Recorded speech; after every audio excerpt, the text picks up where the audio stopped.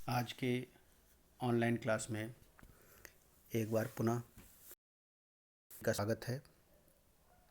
आज बीए तृतीय वर्ष भूगोल के भारत का भूगोल प्रश्न पत्र का अध्ययन हम लोग प्रारंभ करेंगे और भारत के भूगोल के इस प्रश्न पत्र में हम लोग जलवायु वाले अध्याय का अध्ययन करेंगे और यह अध्ययन वहीं से प्रारंभ होगा जहां पिछले कालांश में हम लोगों ने अध्ययन को बंद किया था।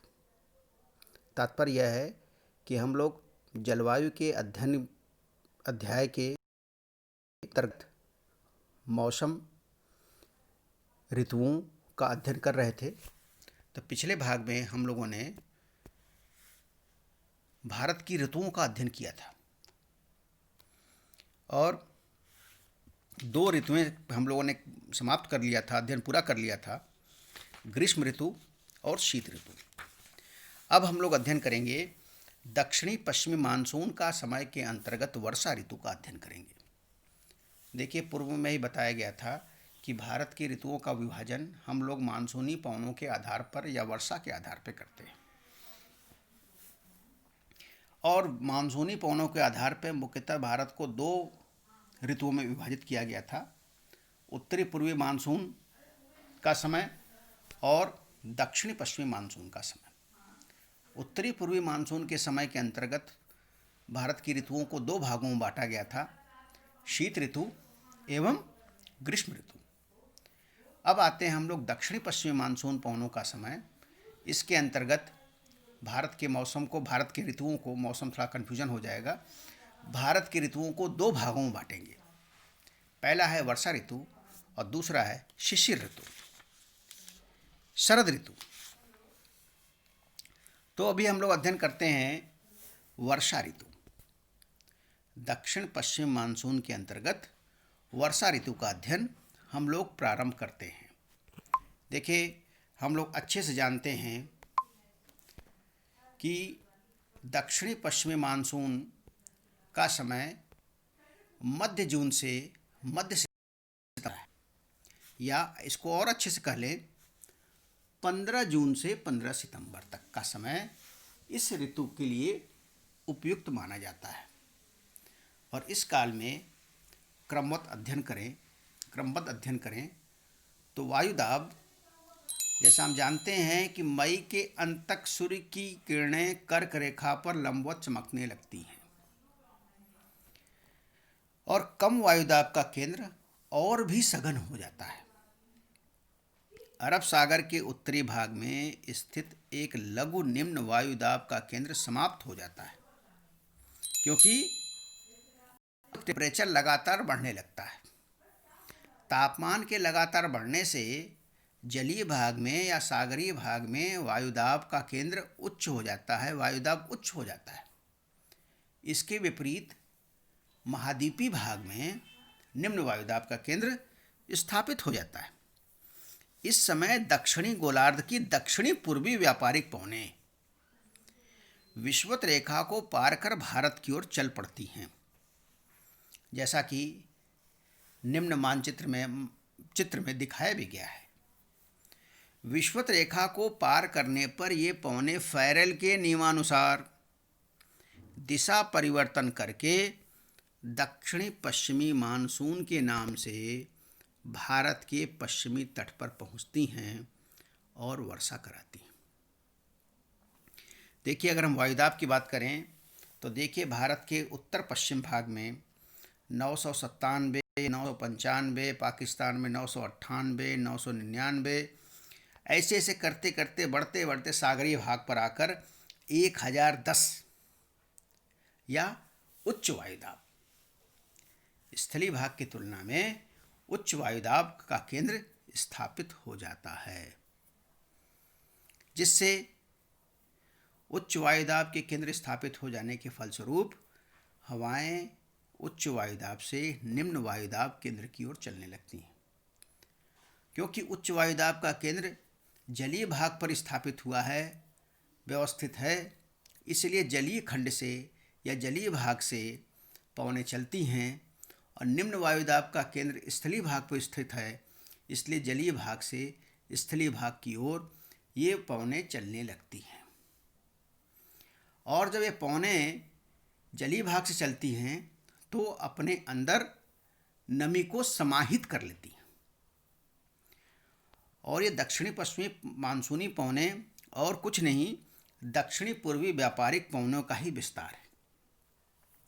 जैसे ही ये विषुवत रेखा को पार करके उत्तरी गोलार्ध में प्रवेश करती हैं, फैरेल के नियमानुसार ये अपने दाहिनी ओर झुक जाती हैं या घूम जाती हैं। दाहिनी ओर घूमने से इनकी दिशा परिवर्तन हो जाती है और ये दक्षिणी पश्चिमी मानसून पवनों का रूप ले लेती हैं। और जलीय भाग से होकर आने के फलस्वरूप इनमें नमी पर्याप्त मात्रा में होता है और थोड़ा भी व्यवधान होने पर संघनन हो जाता है इन पवनों का, वाष्पयुक्त पवनों का, और यह वर्षा कराने में सहायक हो जाती हैं। अब अगर हम तापमान की बात करें तो मानसून वर्षा की वृद्धि के साथ ही तापमान में कमी आने लगती है। इसको हम लोग भी महसूस करते हैं। हम लोग भी जानते हैं कि जैसे जैसे वर्षा प्रारंभ होती है तापमान में गिरावट आने लगती है।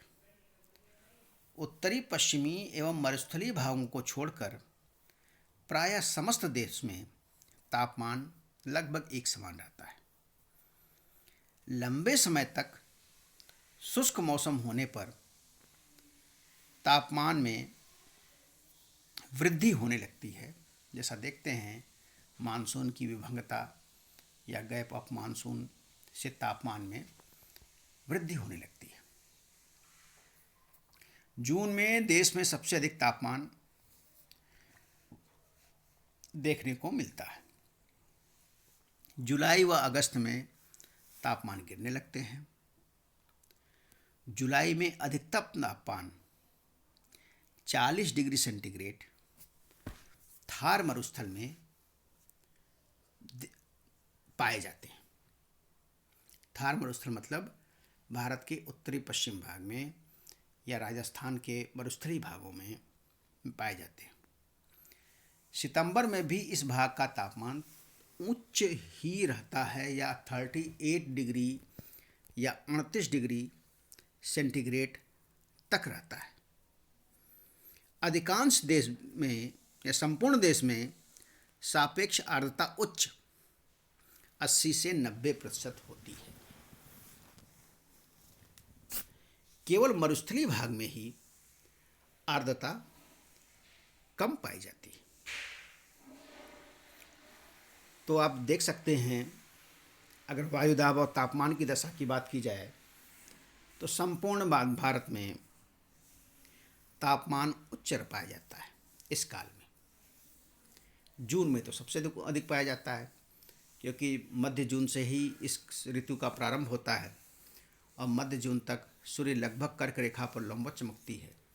कर्क रेखा पर लंबवत चमकने से संपूर्ण उत्तरी भारत या हम पूरे देश की ही बात कर लें तापमान ऊंचा पाया जाता है। जैसे जैसे मानसूनी पवनें भारत में प्रवेश करती हैं, उनसे वर्षा होती है, वैसे वैसे तापमान गिरने लगता है और मानसून की विभंगता होने पर या मानसून में अंतराल आने पर पुनः तापमान बढ़ने लगता है। और जुलाई में सबसे अधिक तापमान थार के मरुस्थल में पाया जाता है। यहाँ पर यह तापमान 40 डिग्री सेंटीग्रेड से भी ऊंचा पाया जाता है।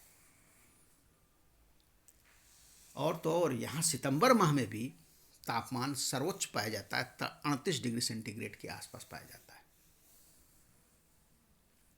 और जैसा हम जानते हैं मानसूनी पवनों के प्रवेश करने से या वर्षा होने से आर्द्रता भी संपूर्ण देश में सापेक्षिक आर्द्रता 80 से 90% के मध्य होती है, उच्च आर्द्रता होती है। और अगर हम न्यून आर्द्रता की बात करें तो यह मरुस्थलीय भाग में कम आर्द्रता पाई जाती है। तो आज के अध्ययन में हम लोगों ने वर्षा ऋतु जो कि 15 जून से 15 सितंबर तक रहता है भारत में, के वायुदाब एवं तापमान का अध्ययन किया। अगले भाग में हम लोग ग्रीष्मकालीन मानसून की उत्पत्ति एवं वर्षा का अध्ययन करेंगे। तब तक के लिए आप लोग का बहुत बहुत धन्यवाद।